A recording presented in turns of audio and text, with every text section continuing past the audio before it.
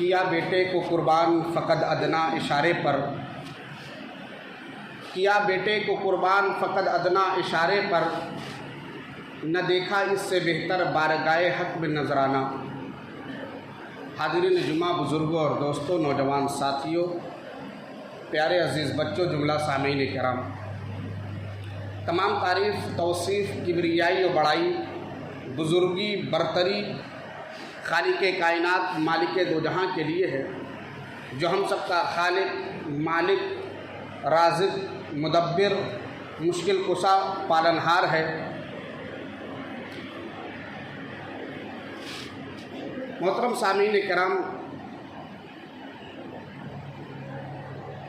आज जिन अय्याम से हम गुज़र रहे हैं, ये बहुत ही मुबारक अय्याम हैं, जिनको अय्याम तशरीक़ कहा जाता है।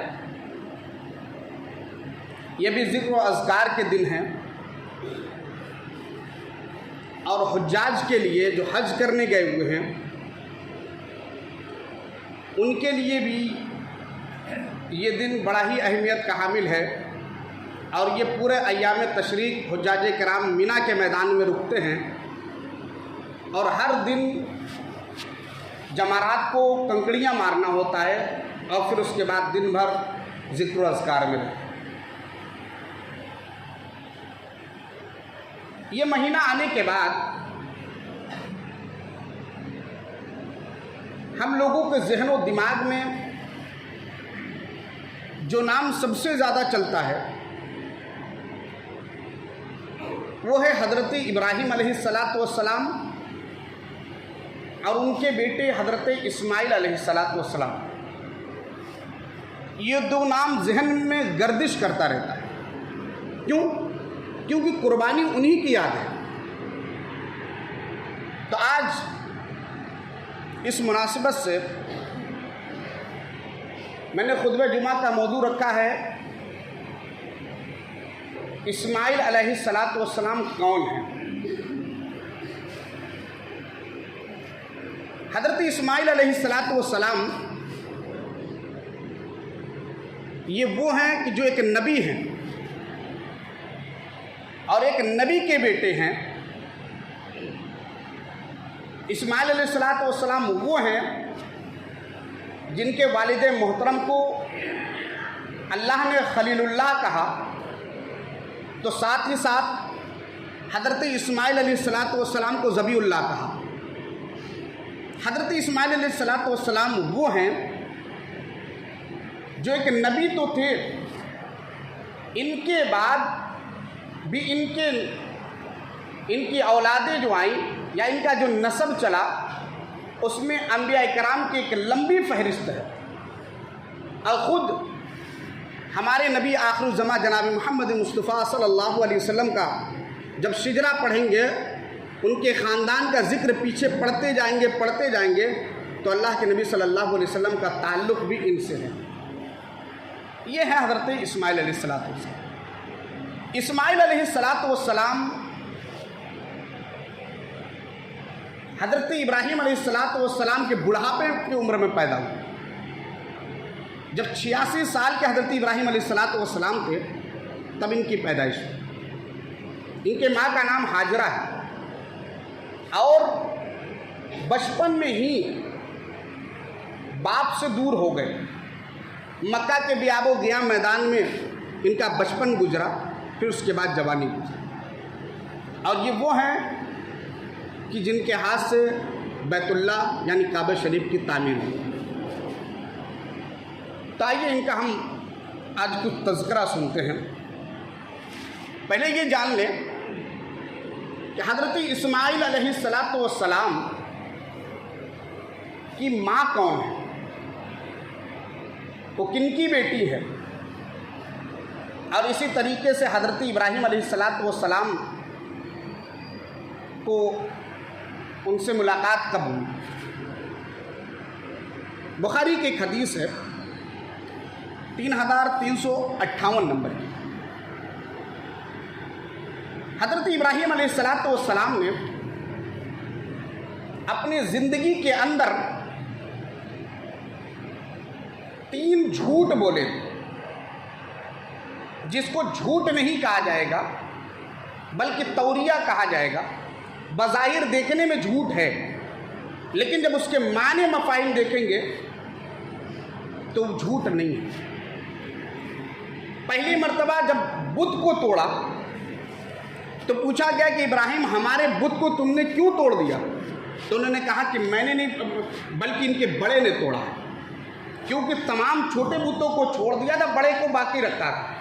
वहाँ बड़े से मुराद अपने आप को, यानी मैं इनसे बड़ा हूँ, मैं चलता हूँ, मैं फिरता हूँ, मैं खाता हूँ, मैं पीता हूँ, मैं हिलता डोलता हूँ, तमाम चीज़ें मैं करता हूँ, मैं इनसे बड़ा हूँ।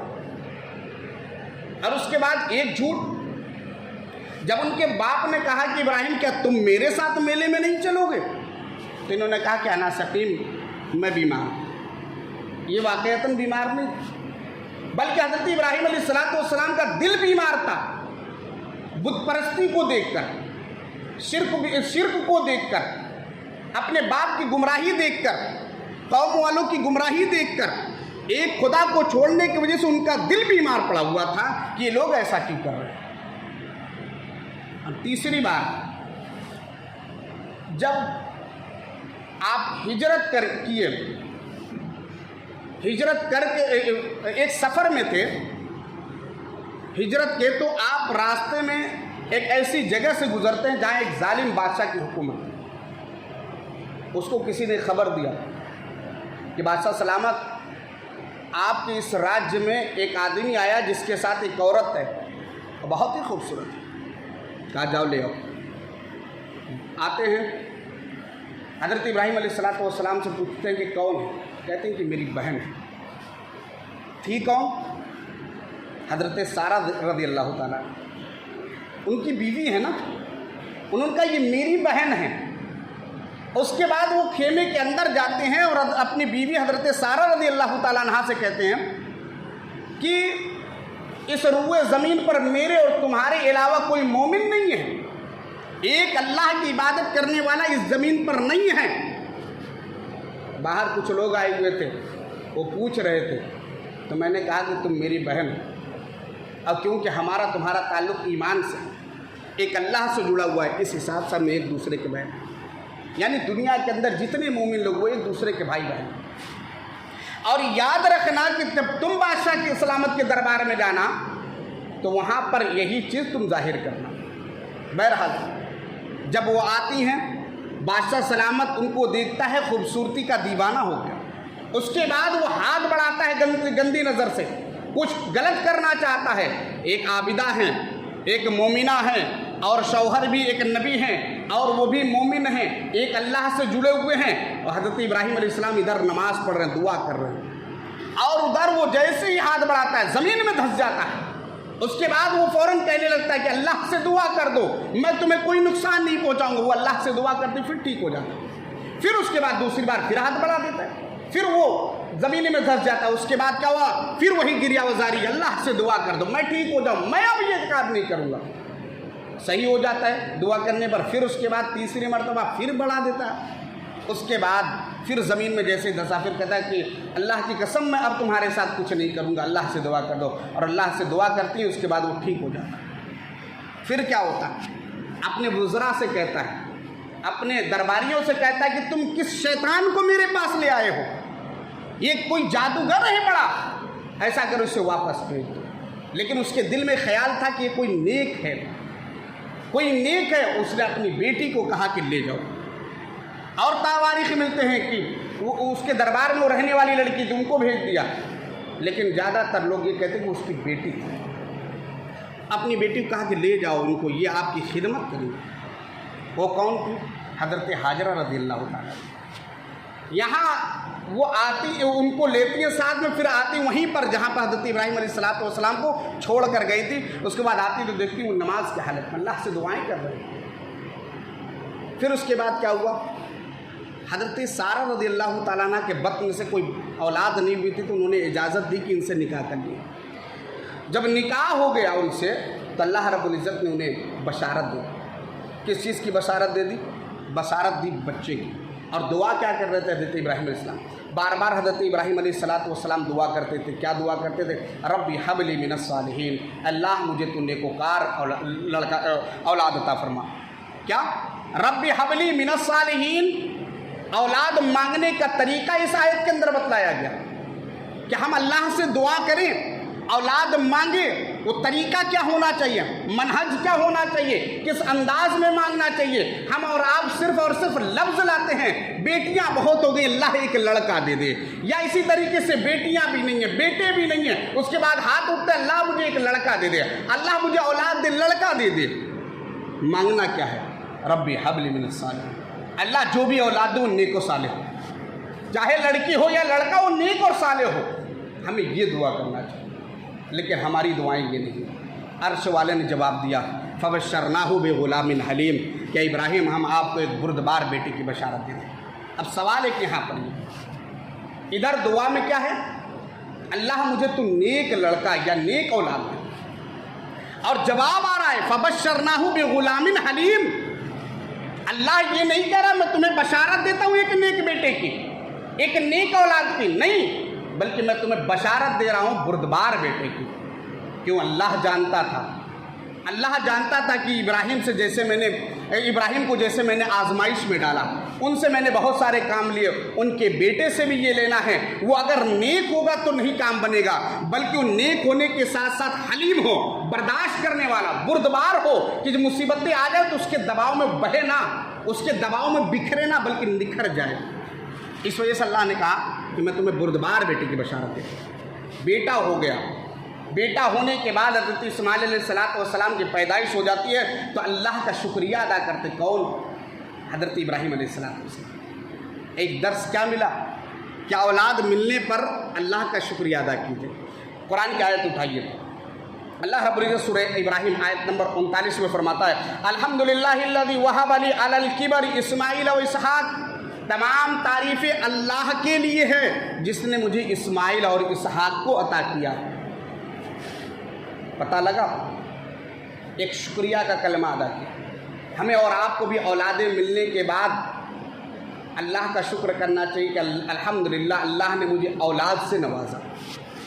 आज हम लोग पता नहीं शुक्रिया अदा करते या नहीं, पहले हम ये पता करते हैं कि वो क्या है, लड़का है कि लड़की। लड़का है तो ठीक ठाक, खुशी है, मुस्कुराहट है, चहचहाट है, और घरों के अंदर भी खुशी का माहौल है। आज का दौर है वो बतला रहा हूँ। लड़की के पैदाइश में क्या है? लड़की हुई है, और लड़का हुआ, क्या हुआ? लड़का हुआ है, तो भाई मुबारकबादी का एक सिलसिला चलता है। नहीं, यहाँ पर मियार बतलाया जा रहा है कि औलाद कुछ भी हो उस पर शुक्रिया अदा किया जाए। अल्हम्दुलिल्लाहिल्लज़ी वहब ली अलल किबरी, कि अल्लाह की तमाम तारीफ़ें जिसने मुझे इस्माइल और इसहाक को अता किया। फिर उसके बाद क्या हुआ? अब एक सिलसिला चढ़ पड़ा, किनके लिए? एक बुर्दबार बेटे की। इस्माइल अलैहिस्सलाम कौन है उसको जानिए, उससे इबरत हासिल कीजिए। हमारी औलादें ऐसी क्यों हैं?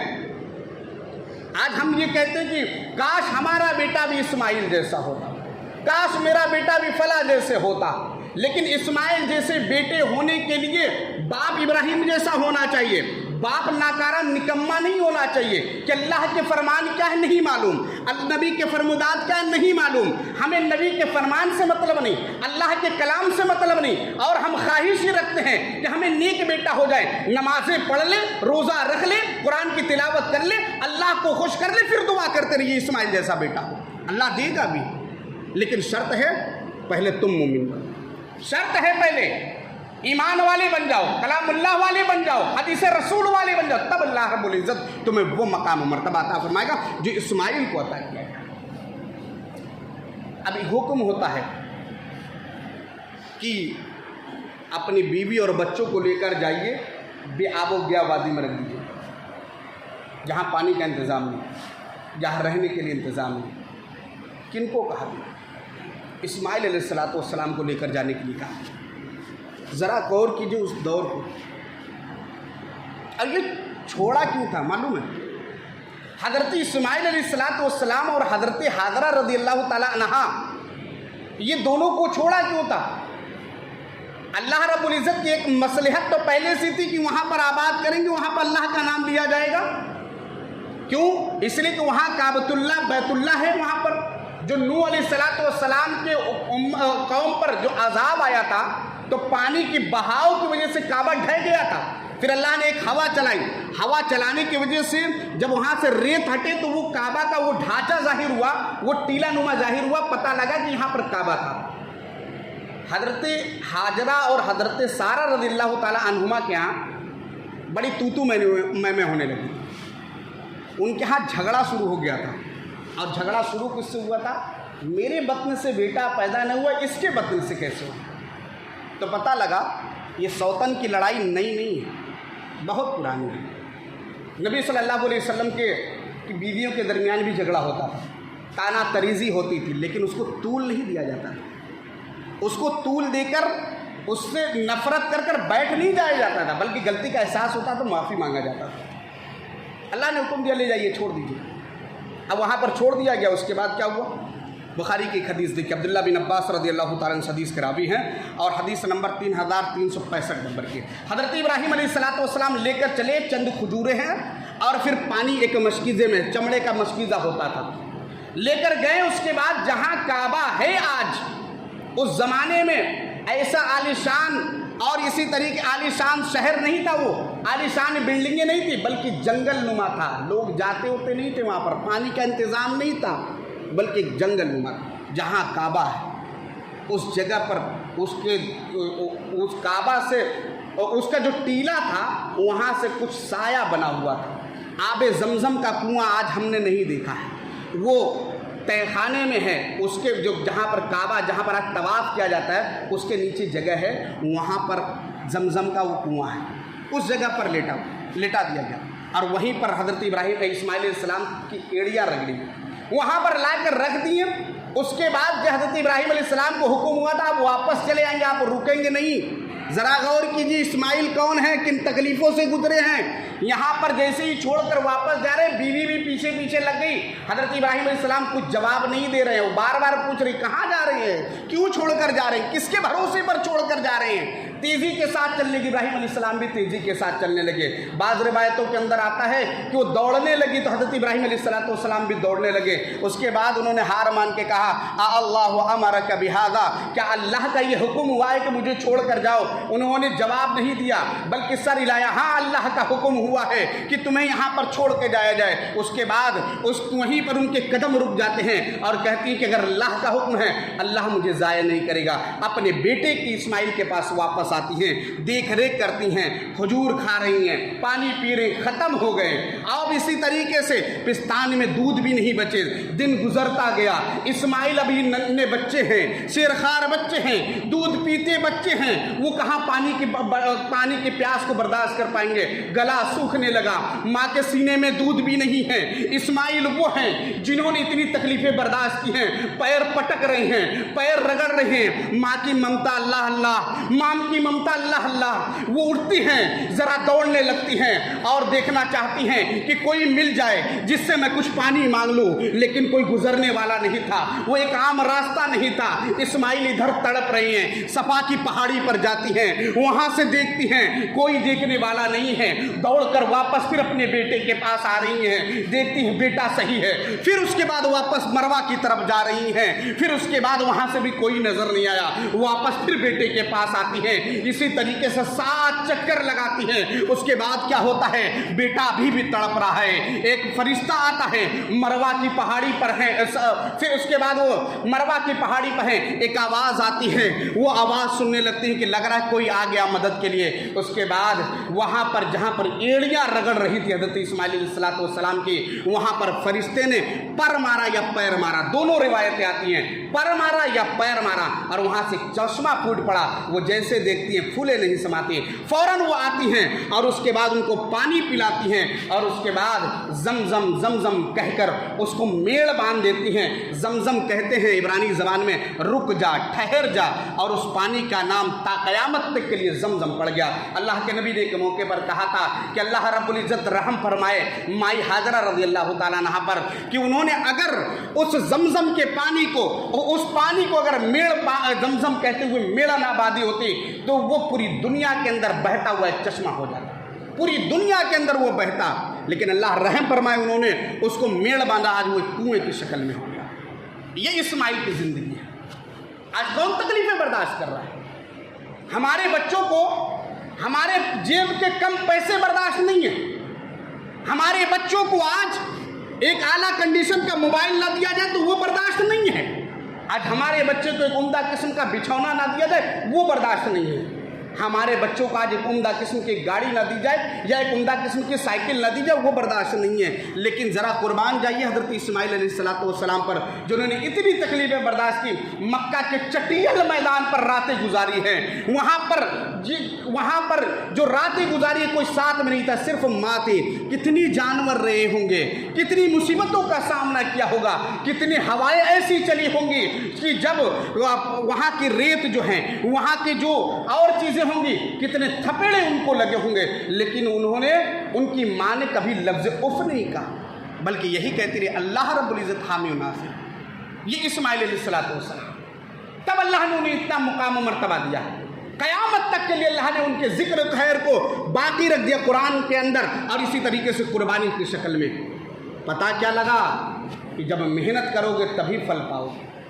आज दुनिया के अंदर अच्छी ज़िंदगी गुजारना हो तो रातों दिन आपको कलैचे के काम में खटना पड़ेगा। आपका जो भी काम होगा, टपका लगाना हो या इसी तरीके से काती का काम हो, खटना पड़ेगा, तब जाकर आपको एयर कंडीशन की जगह मिलेगी, तब जाकर आपके घर उम्दा होंगे। और क़यामत के दिन सुरखरू होना है तो फजर के वक्त उठना पड़ेगा। क़यामत के दिन सुरखरू होना है और क़यामत के दिन एयर कंडीशन पाना है तो याद रखिएगा अल्लाह के एक एक हुक्म पर रुकना पड़ेगा। जिस तरीके से आज हमने कुर्बानी जानवर की दी है, उसी तरीके से अल्लाह जो भी कुर्बानी मांगे हम वो देंगे। सबसे पहले अपने नफ्स की कुर्बानी दे। कौन नफ्स की कुर्बानी दे रहा है? आज कल हमने जानवर कुर्बान किया, इधर दाढ़ी को भी कुर्बान किया। ये नफ्स ही था ना जिसने मुझे उबारा कि दाढ़ी तुम्हारे बड़े हो गए हैं। ज़रा मैं उनसे कहता हूँ जिन्होंने 10 दिन तक दाढ़ी छोड़े थे, उस वक्त अपने चेहरे को अगर देखा होगा या अगर कोई सेल्फी ली होगी उसको देख लीजिए, ज़रा आज के चेहरे को देख लीजिए। क्या फ़ायदा हुआ कुर्बानी का? क्या फ़ायदा हुआ? इधर नबी के एक सुन्नत को आपने ज़िंदा किया, दूसरे सुन्नत को मुर्दा कर दिया आपने। नबी के एक सुन्नत को आपने जगाया और दूसरे सुन्नत को उठाकर कूड़े में फेंक दिया आपने। बात जरा तल्ख होगी मेरे भाइयों, लेकिन याद रखिएगा कि ये मेरे नबी की सुन्नत है और नबी ने ज़िंदगी से मोहब्बत की और नबी ने हुक्म दिया, और जिस काम का नबी हुक्म दे दे याद रखिएगा उसको करना वाजिब है, ज़रूरी है, रखना पड़ेगा। और ज़रा आगे बढ़िए। इस्माइल अलैहिस्सलाम कौन है? वो है जिनको ज़बीहुल्लाह कहा गया। उम्र जब 11 साल की हुई, किनकी? हज़रत इस्माइल अलैहिस्सलाम। बाप एक दिन आते हैं मुलाकात के लिए, गाहे बगाहे आते रहते थे। या बुनैया इन्नी अरा फिल मनाम अन्नी अज़बहुका फंजुर माज़ा तरा। ऐ मेरे बेटे, मैंने ख्वाब देखा कि मैं तुम्हें ज़बह कर रहा हूँ। ऐ मेरे बेटे, मैंने ख्वाब देखा मैं तुम्हें ज़बह कर रहा हूँ। फंजुर माज़ा तरा, बता तेरी क्या राय है, बता तेरी क्या राय है। यहाँ पर एक मसला ये निकल रहा है कि अगर बाप मुसीबत में हो, बाप की कोई आजमाइश की घड़ी आ जाए, बेटे को उसका साथ देना चाहिए। क्यों? इसलिए कि इब्राहिम अलैहिस्सलाम मुसीबत में पड़ने वाले थे, पड़ गए थे। अल्लाह का हुक्म हो रहा है, ये सबसे बड़ी मुसीबत है।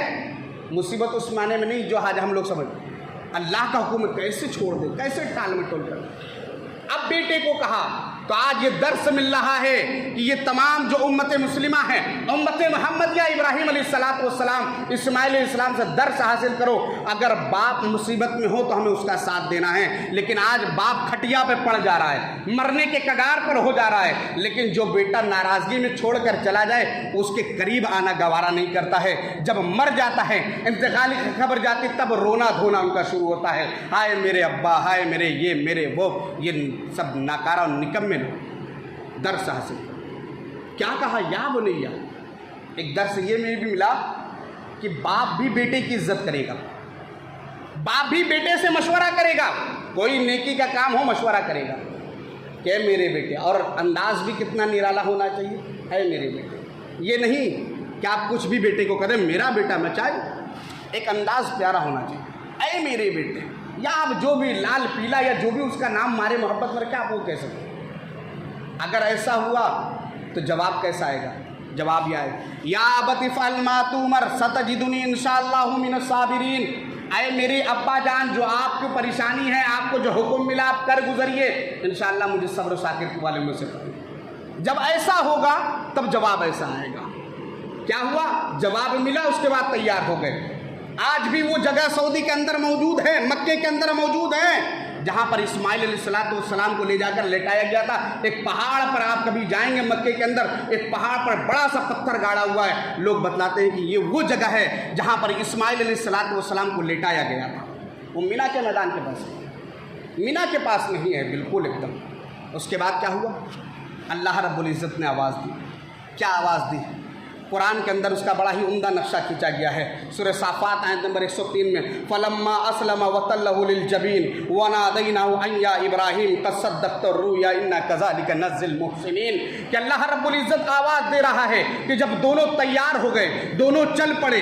अब उस चलने में, रास्ते के अंदर, रास्ते में यानी बैतुल्लाह से यहाँ तक आने में फिर क्या हुआ कि शैतान बहका रहा है, शैतान उनको गुमराह कर रहा है। आज हाजी लोग मीना के मैदान में हैं, जो कंकड़ी मारते वो इसी की याद है। इब्राहीम अलैहिस्सलाम ने जहाँ जहाँ शैतान बहकाया था, हर मर्तबा अल्लाहु अकबर कहते हुए 7 कंकड़ियाँ मारी थी। हाजियों को हुक्म भी हो गया, आप भी 7 कंकड़ियाँ मारेंगे। जब तक कंकड़ियाँ नहीं मारेंगे आपका हज मुकम्मल नहीं होगा। उसके बाद क्या हुआ? आप आगे बढ़े, जब लिटा दिया वतल्लहु लिलजबीन, उनको लिटा दिया पहलू के बल। अब क्या हुआ? अल्लाह रब्बुल इज़्ज़त ने देखा अब तो तैयार हैं, उनको फौरन पुकारा, ऐ इब्राहीम तुमने अपने ख्वाब को सच कर दिखाया है, अब तुम्हें इससे ज़्यादा कुछ करने की ज़रूरत नहीं है, बल्कि तुमने अपने ख्वाब को सच कर दिखाया है। मैं मुहसिनीन को बेहतरीन बदला देने वाला हूँ। अल्लाह ने हुक्म दिया, हज़रत जिब्राइल अलैहिस्सलाम को वो एक जन्नत से एक मेंढा लेकर आते हैं और वहाँ पर लेटा देते हैं, और उस मेंढे को हज़रत इस्माइल अलैहिस्सलाम की जगह पर ज़बह किया जाता है। हदीस अल-बिदाया व निहाया सफ़ा नंबर 185 पे है। अब्दुल्लाह इब्न अब्बास रज़ियल्लाहु ताला अन्हु फरमाते हैं, कब्शुन क़द रअई फ़ी जन्नत 40 खरीफा, कि जो मेंढा लाया गया था वहाँ पर ज़बह करने के लिए, वो मेंढा फ़ौरन पैदा नहीं किया गया था, बल्कि जन्नत के अंदर 40 साल से वो टहल रहा था, जन्नत के अंदर चल रहा था और तैयार किया जा रहा था कि वहाँ पर उसको ज़बह किया जाएगा। जन्नत के अंदर कितने दिन तक था? 40 साल तक चरता रहा जन्नत के अंदर, उसको ज़बह किया गया। और आज उन्हीं की याद में हम ये कुर्बानी करते हैं। अब ज़रा सोचिए, उनकी कुर्बानी और हमारी कुर्बानी, उनकी कुर्बानी बड़ी अजीम कुर्बानी, हम भी अपनी कुर्बानी को अजीम बनाएं। वो बेटे की कुर्बानी दे रहे हैं, हम लोग आज जानवरों की कुर्बानी देते हैं। मेरे भाइयों, हम और आप भी बेटों को कुर्बानी दे सकते हैं। ज़रूरी नहीं कि उसे ज़बह किया जाए, बल्कि हमें करना यह है अपने बेटों को दीन के काम में लगा दे, अपने बेटों को दीन की तालीम दे दे, अपने बच्चों को, अपने औलाद को मस्जिद की खिदमत में लगा दे, अपने औलाद को मदरसे की निगरानी में लगा दे, अपने औलाद को दीनी काम में लगा दे। ये भी एक कुर्बानी है मेरे भाइयों। अपने बच्चों को दीन के काम के लिए अगर अपने से दूर कर देंगे, याद रखिएगा ये भी एक कुर्बानी है। और याद रखिएगा इस कुर्बानी के मामले में एक उलमा के बाप सबसे आगे आज के दौर में हमें भी आगे बढ़ना है कि एक औलाद को वो 8 साल 10 साल तक मदरसे के अंदर रखते हैं, फिर उसके बाद उनको सींचा जाता है, उन्हें तराशा जाता है। उसके बाद जब वो मदरसे की 4 दीवारी से बाहर आते हैं तो वो लोग मिंबर व मेहराब की जीनत बनते हैं, वो लोग मिंबर व मेहराब के संभालने वाले बनते हैं। ये कुर्बानी उलमा के बाप देते हैं, हमें और आपको भी देना है। हम अपने बच्चों को उलमा नहीं बना पा रहे, आलिम नहीं बना पा रहे, तो कम से कम उन्हें मस्जिद की निगरानी के लिए रख दें, उन्हें मदरसे की निगरानी के लिए रख दें, उन्हें दीनी और कामों के लिए रख दें। तो ये समझ लीजिए कि हमारी तरफ से एक अजीम कुर्बानी होगी। ये इस्माइल अलैहिस्सलाम के कुछ तज़किरे थे। इस्माइल अलैहिस्सलाम ही वो हैं जिनके जो बाप बेटे मिलकर काबतुल्लाह को बनाए थे, और इस्माइल अलैहिस्सलाम वो हैं जिनकी वजह से मक्का आबाद हुआ। और इब्राहीम अलैहिस्सलाम ने दुआ की थी कि मेरी औलाद वहाँ पर है। और आज जाइए देखिए मक्का कितना अजीम शहर है, कितना बरकतों वाला, कितना पुरसुकून शहर है, कितनी खूबसूरत है। और याद रखिएगा दुनिया के तमाम टेंशन हों, लेकिन अगर उस शहर में हैं तो आपका दिल बिल्कुल हल्का होगा। आखिर में दुआ अल्लाह हम सबको कहने और सुनने से ज़्यादा अमल की तौफीक दे। अल्लाह हम तमाम लोगों की कुर्बानियों को कबूल फरमा रहे हैं। अल्लाह जो भी भी अदना कुर्बानी किया या जो इसी तरीके से एक जानवर या इसी तरीके से जो 10 जानवरों की कुर्बानी की है, इलाही तमाम की कुर्बानियों को कबूल फरमा ले। इलाही जो कुर्बानी नहीं कर सके हैं, इलाही उनको अगले साल इस लायक बना कि वो लोग भी कुर्बानी के फरीदे को अदा कर सके। इलाही हम तमाम लोगों को हर छोटी बड़ी इबादत की तौफीक दे। इलाही हम तमाम लोगों को एक बना, नेक बना।